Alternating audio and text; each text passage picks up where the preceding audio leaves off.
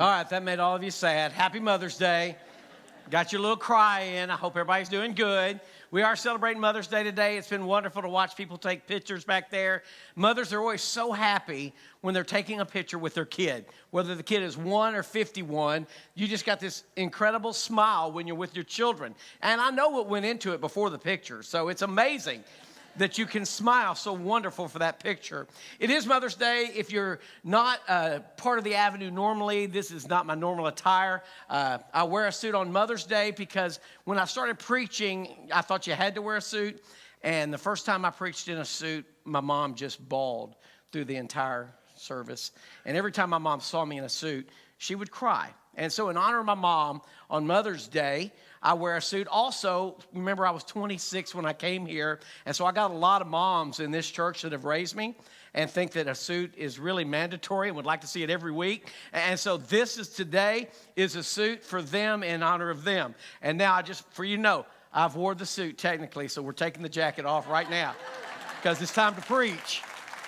And that's a little too tight. Gained a little weight since I bought that one. So we're going to have to get free. I want to preach, and I can't do it with everything holding me down. So we're going to talk about mothers today. Like I said, I'm so excited that you're a part of it. I want all the mothers really quickly to stand up so we can honor you. So if you're a mother today, would you please just stand?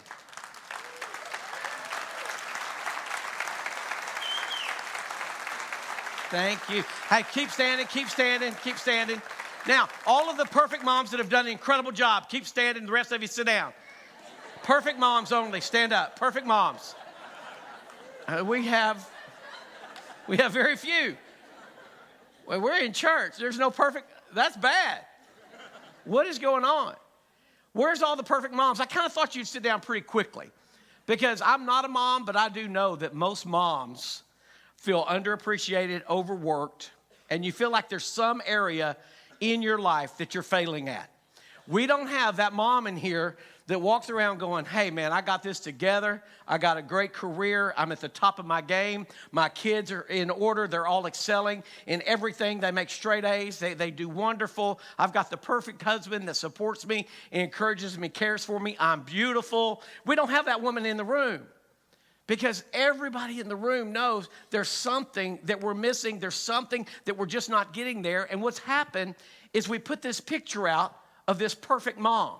And so most of us, when we look at those moms, we don't measure up. And I understand you all have that person, you know.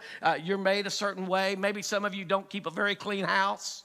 And you have the friend that keeps the perfect house. And let's be honest, you hate them with everything in you. Listen, go to their house and just move stuff. Just real sneaky, and then never admit it. It's wonderful. You can do that. Listen, we all have these things. And so this perfect mom doesn't exist. Now, I think TV has done a very poor job of portraying motherhood. Now, I'm going to date us in the room. Everybody over 45, June Cleaver. Remember her? Hold your hand up. There's all the old people. Look around. I mean, seriously, folks. June Cleaver, in the morning, cooking breakfast with heels, a dress, and pearls. I mean, did she just get home? I mean, what's the deal with that? I mean, she did everything. She cleaned house in that, and I mean, her husband always came in and, you know, he would relax by putting a vest on over his suit. Crazy. It was a different kind of culture, and you looked into that, and they always fixed everything in 30 minutes.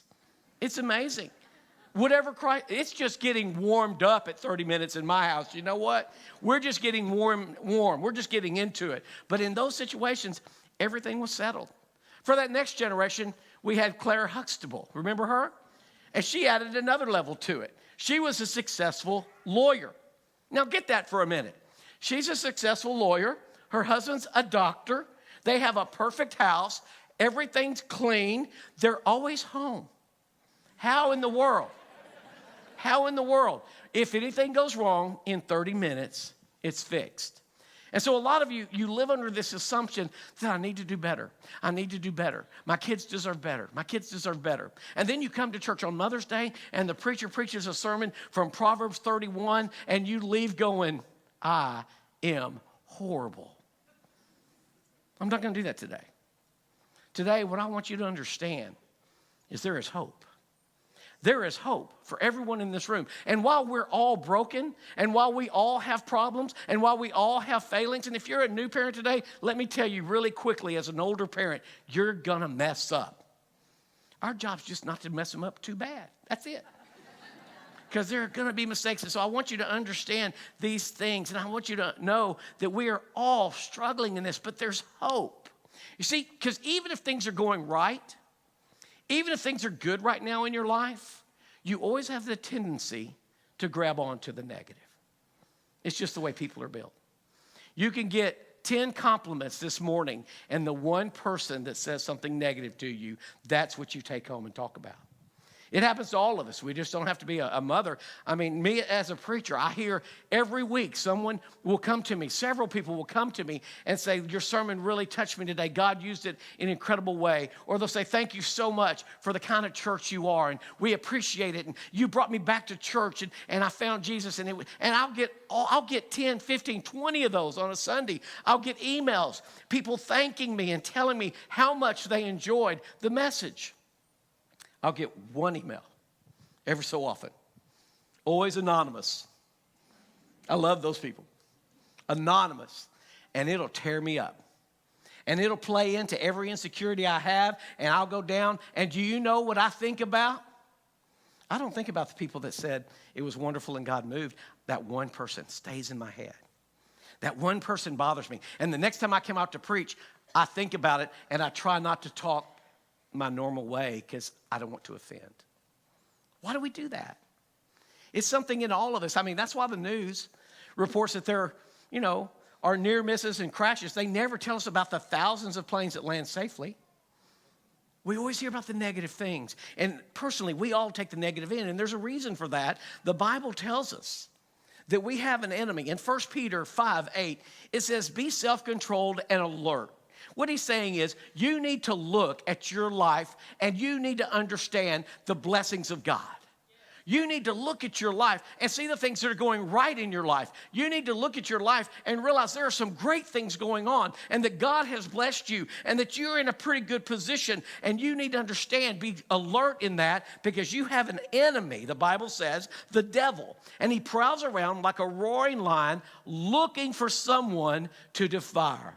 That's his scheme. And his scheme with you as a mom is letting you know that you're not good enough and you are making mistakes and your kids are going to suffer. And pretty soon you get yourself in such a position that you're depressed to the point that he wins. You got to be self-controlled. You got to be alert to the plans of Satan. And so today, I don't want you to leave here trying to be a better mom. I don't want you to leave here trying to figure out how to be a perfect mom. I want you to leave here knowing that Jesus sees you, Jesus loves you, Jesus cares for you, and there is hope. Hope. I want that for everyone in the room today. Because there's been times in my life that I felt hopeless. There's never a worse feeling than hopelessness. And I know some of you have been a follower of Christ, and you prayed specifically for God to do something in your life. And you believed that he would do something in your life. And whether it's give you a child, whether it's heal your marriage, whether it's to protect a loved one, and God didn't come through, and you're discouraged, and you're disillusioned, and your hope is gone. All of you have been in that situation at one time or another. So I want you to hold on today, and I want you to hear about hope. Because listen, a mom gives a perfect picture of hope. Have you seen? God gave us moms so we could see a part of God. Every mom has hope. I've never seen a pregnant woman that said, I'm really hoping my kid is below average. Oh, if he can just make C's and D's, we'll be happy. If he can just make C's and D's, I hope he gets a lot of participation ribbons. That's what I'm going for. And if he just bats once a game, that's enough for me. Have you seen any mom like that? When a mom talks about their kid, there is hope. This child is going to change the world. This is the most beautiful child. Have you ever met? Everybody thinks their children are beautiful. Have you noticed that? I mean, it kind of confuses me. It does, because I've seen some ugly babies. And it scares me sometimes that I have one of them and didn't know. because everybody thinks their baby's beautiful. We all have this incredible hope. Moms, I want you to realize that that's a gift from God. That hope you have in your life, moms are a miracle they're a miracle. I mean, if you have problems believing in God, look at the birth process. Look at the fact that God puts a human inside you, which if you're a guy in here, that freaks you out, right? Honestly, dude, if something was growing inside me, the first time it moved, we'd be at the hospital. Get this thing out now. My wife used to talk about the baby is kicking me and touch her ribs. Oh, I had to leave the room. She said, look, that's his arm. Oh. There's something inside you. Get it out. It's an amazing, amazing process that you go through. And then the birthing process is an incredible miracle. Now, I wish I'd have lived in the generation that you got to sit in the waiting room and smoke. But some brilliant son of a gun decided that fathers ought to be in the labor room with them. And they even gave us a job back then. They sent us to class to learn Lamaze. So we could sit with our lovely bride and go, that didn't work. What do I need to do that for? She's going to breathe. That's natural. But man, I had a job to do. And so they put me in a class. You got to remember, I'm 20 years old. They put me in a class with all of these people, and everybody's older than me. And me and my wife are going through this class. And then they have the audacity to show a film showing a woman that I don't know having a child. Listen, that's one of the most disturbing things in my life. And I'm a very vocal person. And so I'm sitting there going, oh, no. And I think I'm going to pass out. My poor little wife is so embarrassed. And she's like, shh, you're going to get kicked out. I'm like, good. Good. You don't need me to breathe. And we'd go in the room, and the doctor would always try to set the mirror. I'm like, no, I got it. I'm all right. Show me when it comes out. That's all I need to know. I don't want to know nothing. And I was there for all of my biological children's birth. And then I watched my 7 grandchildren and their dads were there at that birth. And I'm glad that we were all there. But you know what our involvement in the childbirth process is? Zero.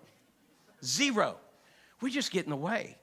It's an amazing thing that you do. There's other things that only the mom can do. And one of the things I think is the greatest thing that a mom does is celebrate. Y'all celebrate. It's incredible how you celebrate. In fact, I love social media now because as soon as you find out you're having a baby, you begin to celebrate. We pulled from our mom's group some of these ways to celebrate. That little boy looks very excited to have another one, doesn't he? And then good friends of mine, the next one, I wanted that one because, count the kids. There's just something wrong with you if you have 5 kids. No sympathy. That's just nuts to have that many children. But you celebrate that. And now you invent new ways to celebrate. Now you got to have a reveal party. You got to bring everybody together and open cake or balloons or do something. Our day reveal party was, oh, there it is. That was it. But now you got to celebrate and get together and everybody guesses and it's all supposed to be fun. And then you created something called a couple shower. That's just wrong. That's 2 hours that a man could be doing what he wants. And now he has to go to a shower, sit by you, and go, ooh, ah. Where did you get that? That's beautiful. No, that's so unnatural for men. That is so unnatural. You love to celebrate. Then the baby comes and you have that first birthday, and oh, that's ridiculous.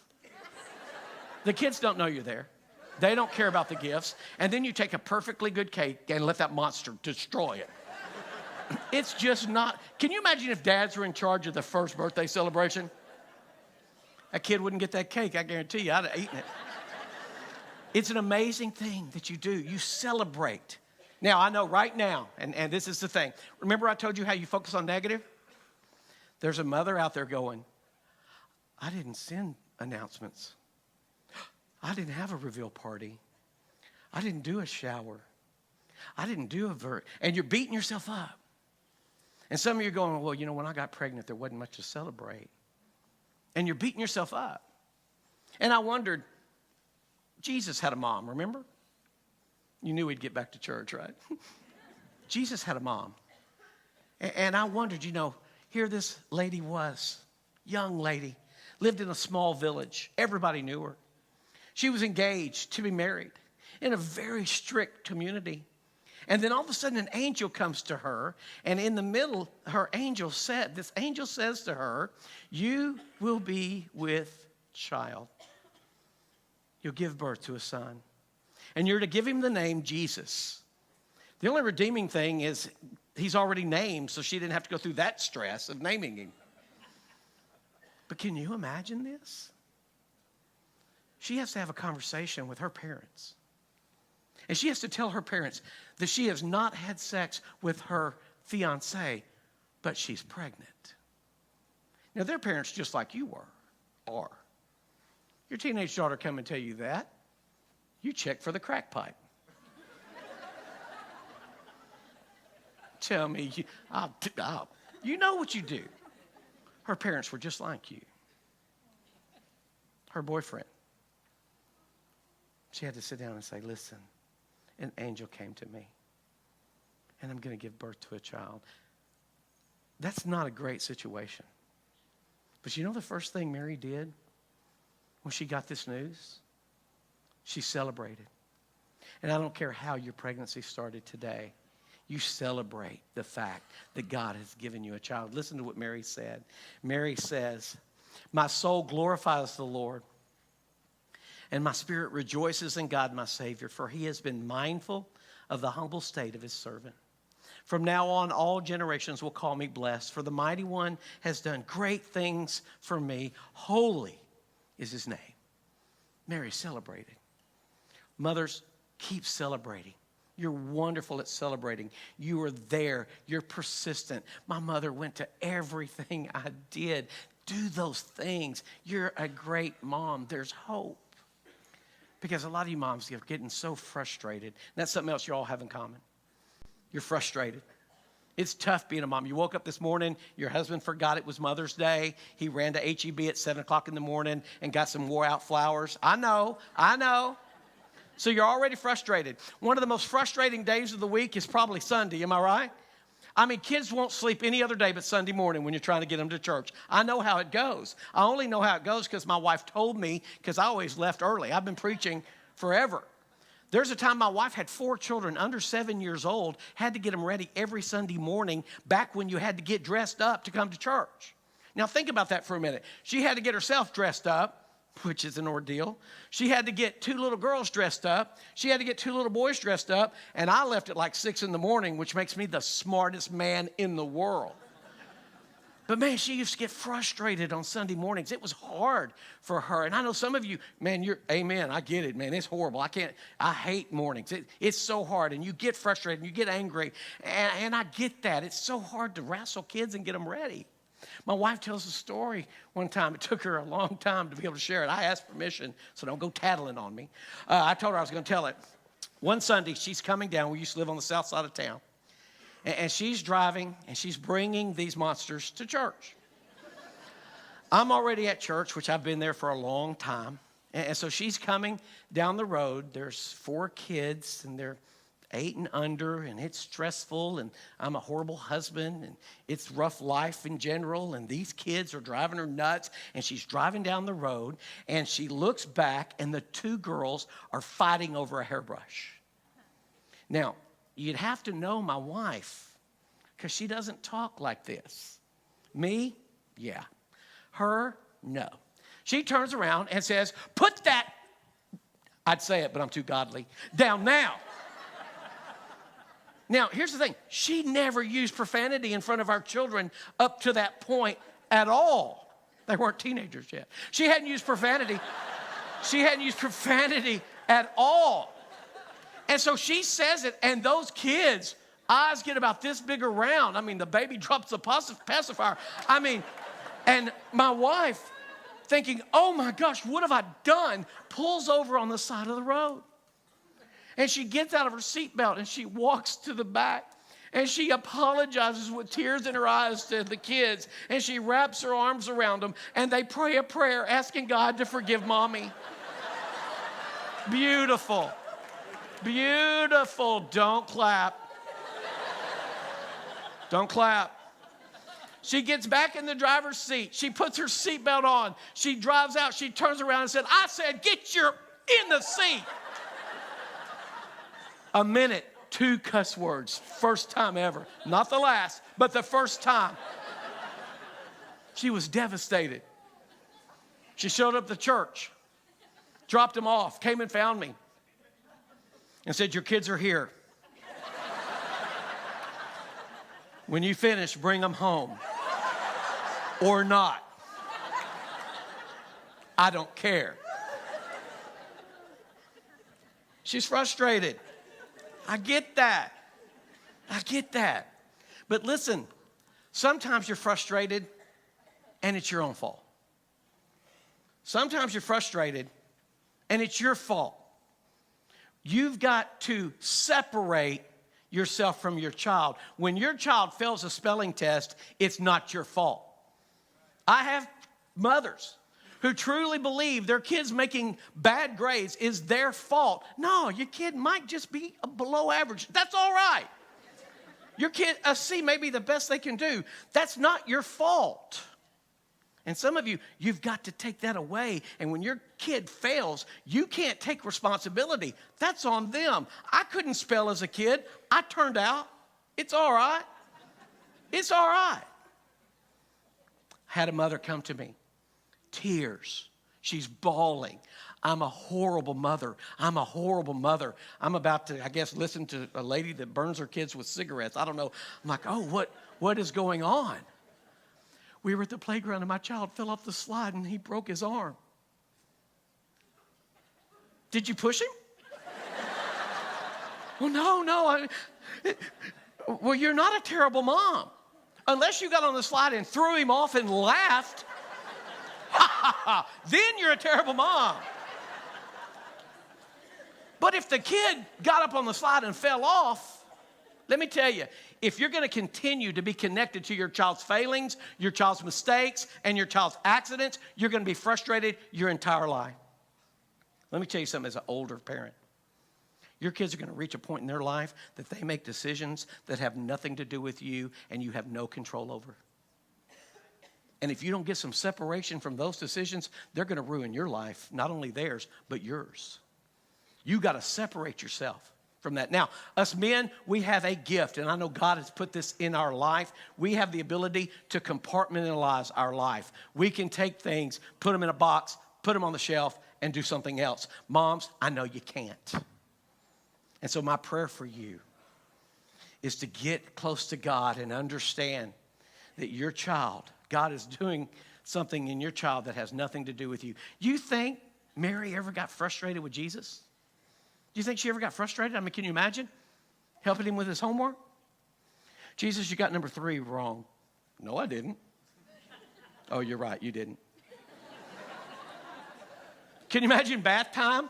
I said he's walking on the water. You're trying to get him down. Get in the water. You're going to take a bath. Sitting in the high chair, multiplying his fruit snacks. I mean, seriously. There had to be some frustration. In fact, the Bible shares there's some frustration with Jesus. When he's 12 years old, now for every year, they have to travel to go to church. And so they travel once a year down for this big festival, and the whole community travels. So they travel as a bunch of people together. 12-year-old boy, they travel down to Jerusalem. It takes about 3 days. They get down to Jerusalem. They spend a week there. They have the church, and they do the sacrifices and all those things, and then they travel back. So the story in the Bible goes that they begin to travel back, and after the first day of travel, when they're getting down into their family units and about to have dinner, they look around, and guess what? Jesus is not there. So Mary does that panic thing. You know, you've done it. And she starts running around. Have you seen Jesus? Where's Jesus? Anybody seen him? Have you seen him all day? Where is he? At the end of the search, they realize, you talk about failing as a mom. She just lost the Son of God. I mean, you talk about feeling bad about yourself. Now, there's no cell phones. You can't check back in Jerusalem. You've walked a day. Can you imagine what that next day was like for Mary? as she walked back. Can you imagine her walking through Jerusalem that is still crowded with people trying to find her 12-year-old son, and she finally finds him? Do you think she was frustrated? Listen to what she says. When his parents saw him, they were astonished. His mother said to him, now this is how you know the Bible's real, because you know who talked in this situation? Mom. Dad just stood quietly by. You get that? The dad's just so glad she's yelling at the son and not him, you know. She's just quiet. He's quiet. Son, why have you treated us like this? She's frustrated. Your father and I have been anxiously searching for you. And then Jesus says, why were you searching for me? Would have been the last words I ever said. But he was God. He asked, didn't you know I had to be in my Father's house? But they didn't understand. They didn't understand what he was saying. He went back to Nazareth with them. He was obedient to them. His mother treasured all these things in her heart, and Jesus grew in wisdom and stature and in favor with God and man. Sometimes God is doing something in your child's life that you're completely unaware of, and it has nothing to do with you. Separate yourself. Love your children, and then understand this. God loves them just as much as you do. Now, I get it. Where do you go from here? I mean, we've all made mistakes. We've all fallen short. We've all done things that we regret, and we have failures and doubts and weaknesses. Mary had those same things in her life. Do you know, Mary didn't always realize who Jesus was. She didn't worship Jesus until after the resurrection. In fact, there was a time she was so concerned about Jesus that she got her family members to go to where he was teaching and preaching, and she tried to get him and take him back. She tried to get him. She thought he had lost it, and she was worried about him. She didn't understand who he was. She failed. She had doubts. She had confusion. But Jesus did something incredible on the last day of his earthly life. See, on Thursday night, he was betrayed. He'd had a horrible night praying for God to remove what was about to happen because he knew. The Bible says he had a hemorrhage. He was sweating drops of blood. Then all of his friends deserted him, and they arrested him. They threw him down into a pit. Then they brought him up, and they sent him through all these mock trials and had all these people come and lie against him, and they began to beat him and to mock him, to spit on him, to pull out his beard. They put him on a post, and they took a cat of nine tails, and they destroyed his back through a physical beating that most people didn't live through. And they took a crown of thorns, and they jammed it down on his head. Then he was made to carry a cross. As he carried a cross, he stumbled under that load and had to have help actually getting it to the place of execution. Then they laid him on that cross, and they nailed him to the cross by his feet, by his hands, and they lifted that cross and put it into the ground. And you know what Jesus did after he'd gone through all of that? He looked down and found his mother, Mary, full of doubt, full of failures, wondering where she went wrong. And he looked at his mom, and he said, John, take care of her. So while he was going through all this, while the sin of the whole world was being laid on him, while he was suffering, while he was about to be separated from God for the first time, his father, all this is going on, but he looked down at his mom, who was full of doubt and full of fear, and he said, I'm going to take care of you. That same Jesus looks down today, and he knows where you are, and he knows what you need, and he wants you to have hope. Now, I know for some of you in the room, these words just land on deaf ears because you've given up hope. About 4 years ago, when I was preaching this sermon, there was a couple people on our staff, and they'd given up hope. See, they wanted a child, and they prayed, and they believed. And I'd preach, and they'd think, whatever. Some of you are there today. So I wanted to tell their story, but I think they would do better telling it. So if you would, I want you to watch Dustin, who's our chief financial officer. And I want you to see Angie, who stood on this stage just a few minutes ago. And I want you to hear how they found hope. I remember talking with one of my friends, and I just said, I don't think I can share this with people. You know, not that I was ashamed. It's just a very private thing. And she said, Angie, this isn't your story. God has given you this story to share with people who are hurting, who are walking through this. And I remember that just being a turning point for me, you know, that there were a lot of Sundays where, you know, I felt really discouraged, you know, kind of at the end of my rope. Like, I don't know how I can get up in front of these people and sing these words when I'm having a really hard time believing a lot of them. And I needed to remind myself of who God was and cry out to him, you know, through the words of those songs. So we did 6 months of fertility treatment. And after three rounds of a certain treatment, our doctor said, if this doesn't work, we're gonna have to move on to something more serious. Way more expensive. And way more expensive. Through this whole journey, God had put me in a life group in a Bible study with some ladies, and 4 out of 5 of them had gone through infertility. These ladies walked through this journey with me, encouraged me. I got another phone call from the doctor's office, and I'm thinking, what do we owe? You know, these treatments are not cheap.